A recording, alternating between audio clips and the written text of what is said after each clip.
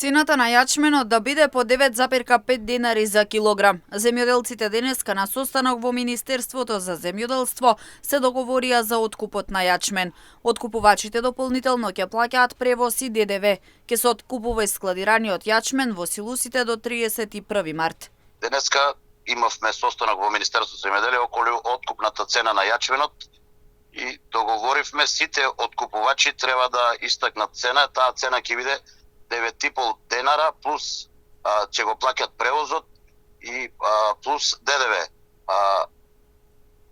Плюс се договоривме, ланската година беше испуштено складирањето, да се плати ланското складирање по силусите и оваа година ќе биде платено за складирање на јачменот до 31 март. Цената на јачменот не е целосно прифатлива за земјоделците, но е согласно цената на јачменот во околните земји. Позитивно е што ова е една од подобрите години, има доволно производство на јачмен. Овие мерки сега прифатливи ли се? Не се баш прифатливи, меѓутоа не викаме дека е моментално ситуацијата е таква, сите околни држави цената е горе-доле таа и моментално е